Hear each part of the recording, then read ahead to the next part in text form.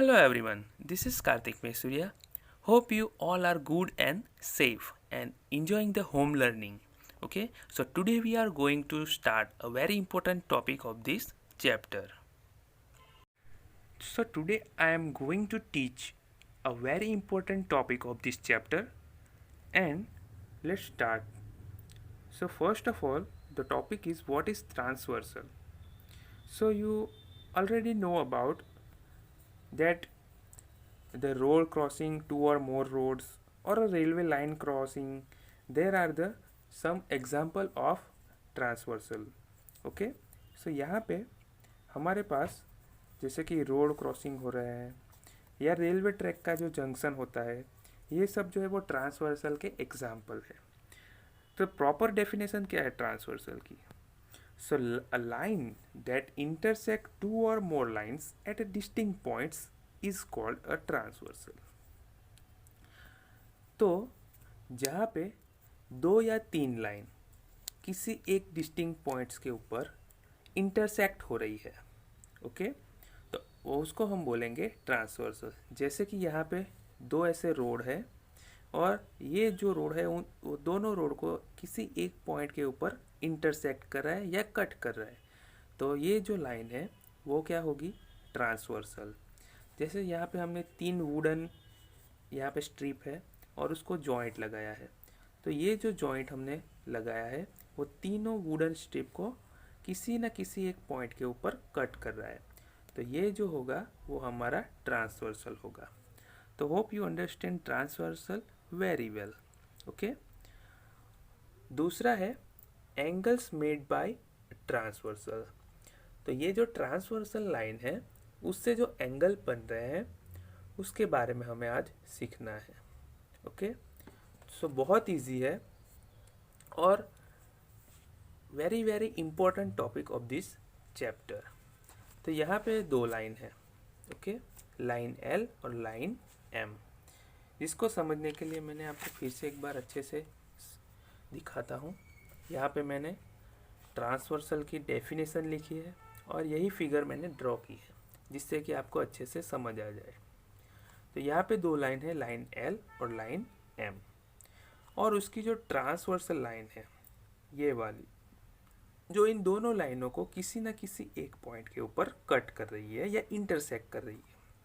तो यहाँ पे ये जो ट्रांसवर्सल है उससे कुछ एंगल्स फॉर्म हो रहे हैं. जैसे कि यहाँ पे चार एंगल्स फॉर्म होंगे, एंगल 1, एंगल 2, एंगल 3 और एंगल 4, और यहाँ पे एंगल 5, एंगल 6, एंगल 7 और एंगल 8. तो यहाँ पे टोटल ट्रांसवर्सल के कारण 8 एंगल्स फॉर्म हो रहे हैं. तो ये जो एंगल्स है उसके बारे में हम आज सीखेंगे. तो सबसे पहले आएंगे इंटीरियर एंगल्स. फ्रेंड्स, यहाँ पे बहुत अच्छे से ध्यान से देखना कि कौन कौन से एंगल बन रहे हैं. सो इंटीरियर एंगल्स किसको बोलेंगे?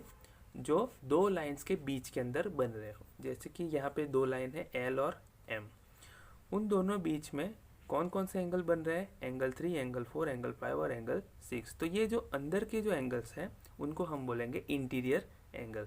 तो इंटीरियर एंगल कौन से बनेंगे? एंगल 3, एंगल 4, एंगल 5 और एंगल 6. ओके, तो समझ में आ गया इंटीरियर एंगल किसको बोलेंगे. अब हम देखेंगे एक्सटीरियर एंगल. तो ये जो इंटीरियर एंगल है उसके अलावा जो बाहर की जो एंगल है उनको हम बोलेंगे एक्सटीरियर, यानी कि बाहर के एंगल्स. ये जो दो लाइन है उसके बाहर फॉर्म हो रहे हैं ऐसे एंगल, उनको हम बोलेंगे एक्सटीरियर एंगल. तो कौन कौन से एंगल है? एंगल 1, एंगल 2, एंगल 7 और एंगल 8. तो ये जो चार एंगल्स हैं वो एक्सटीरियर एंगल है. ओके, तो समझ आ गया इंटीरियर और एक्सटीरियर के डिफरेंट क्या है. जो इंटीरियर होंगे वो दो लाइन के बीच में बनेंगे और जो एक्सटीरियर है वो बाहर की साइड बनेंगे. ओके, नेक्स्ट है पेयर्स ऑफ कोरिस्पॉन्डिंग एंगल्स. तो यहाँ पे कोरिस्पॉन्डिंग एंगल्स किसको बोलेंगे ये देखेंगे. तो सबसे पहले देखेंगे एंगल 1 एंड एंगल 5. तो एंगल 1 और एंगल 5, एंगल 2, एंगल 6, ये जो एंगल्स हैं एक को छोड़ के एक है, राइट. 1, 5, 2, 6. सेम वे यहाँ पे 7, 3, 8, 4.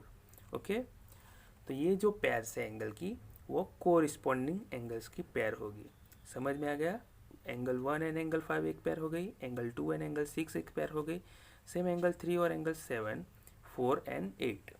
तो ये जो चार एंगल्स है, सॉरी चार पेयर्स है एंगल्स की, वो कोरिस्पॉन्डिंग एंगल्स की पेयर है। ओके, नेक्स्ट आएंगे pairs of alternative angles, alternative interior angles. तो सबसे पहले इंटीरियर, यहाँ पे इंटीरियर यानी कि दो लाइन के बीच में आएंगे, और अल्टरनेटिव यानी क्रॉस में बनेंगे, राइट। तो ये जो एंगल्स है 3 एंड 6 और 4 एंड 5, ये एक दूसरे के क्रॉस में है, ओके, अपोजिट एंगल है, तो हम बोलेंगे इसको इंटीरियर अल्टरनेटिव एंगल्स। ओके, तो कौन कौन सी पेयर है, एंगल 3 एंड एंगल 6, राइट, और एंगल 4 एंड एंगल 5। नेक्स्ट है pairs of alternative exterior angles. तो यहाँ पे हमने पहले इंटीरियर देखा, अब हम देखेंगे एक्सटीरियर अल्टरनेटिव एंगल। तो एक्सटीरियर यानी कि दो लाइन के बाहर के, तो एंगल 1 एंड एंगल एक अल्टरनेटिव एंगल्स है, और एंगल 7 और एंगल 2 यहाँ पे दो अल्टरनेटिव एक्सटीरियर एंगल्स है। ओके, तो यहाँ पे कौन कौन से, 1 एंड 8 एंड 2 एंड 7। सबको समझ आ गया, ध्यान से देखना। जो दो लाइन है उसके बाहर के उसको हम एक्सटीरियर बोलते हैं, और अल्टरनेटिव यानी कि क्रॉस में हो, ऑपोजिट हो। Okay, 1 and 8, 2 and 7। ओके, तो ये हो गए एक्सटीरियर अल्टरनेटिव एंगल्स। नेक्स्ट है pairs of interior angles on the same side of the transversal. यहाँ पे कौन से एंगल की बात की है, सेम साइड के इंटीरियर्स एंगल्स की। ओके, सेम साइड यानी कि ये जो ट्रांसवर्सल उसकी एक साइड, और ये जो एक ट्रांसवर्सल है उसकी एक साइड, किसी भी एक साइड के ऊपर जो एंगल्स बनेंगे, ऐसे एंगल्स की यहाँ पे हमें पेयर दिखानी है, वो भी कैसे, इंटीरियर। तो इंटीरियर एंगल्स ऐसे कौन से, एक साइड पे 4 एंड 6 और 3 एंड 5, इस साइड देखेंगे तो 4 एंड 6 होगा, दूसरी साइड देखेंगे तो 3 एंड 5 होगा, राइट। तो दो पेयर बनेगी इंटीरियर सेम साइड वाले एंगल की, 3 एंड 5 एंड 4 एंड 6। तो सबको समझ आ गया होगा कि इंटीरियर यानी कि दो लाइन के बीच के चार एंगल, एक्सटीरियर यानी उसके अलावा के दो बाहर के चार एंगल्स। ओके, बाद में आते हैं हमने कोरिस्पॉन्डिंग एंगल। कोरिस्पॉन्डिंग यानी कि एक को छोड़ के एक, राइट, 1 5 2 6 3 7 4 8।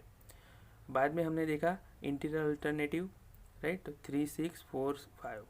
बाद में एक्सटीरियर अल्टरनेटिव 1 8 2 7। ओके, और बाद में सेम साइड के ऊपर जो इंटीरियर एंगल्स है वो 4 6 3 5। ओके, तो यहाँ पे हमने ट्रांसवर्स के द्वारा जो एंगल्स फॉर्म हो रहे हैं उसकी सारी इन्फॉर्मेशन हमने अच्छे से देख ली है। आप भी फिर से एक बार अच्छे से पढ़ लेना। ओके, यहाँ पे हमने कुछ नोट देखनी है जो वेरी वेरी इंपॉर्टेंट है। तो पहली है, if two parallel lines are cut by a transversal, each pair of corresponding angles are equal in measure। तो यहाँ पे कोई भी दो लाइन से पैरेलल है एक दूसरे के, और उसको अगर ट्रांसवर्सल से कट हो रही है तो उसके अंदर जो भी कोरिस्पॉन्डिंग एंगल्स की पेयर होगी वो कैसी होगी, इक्वल होगी।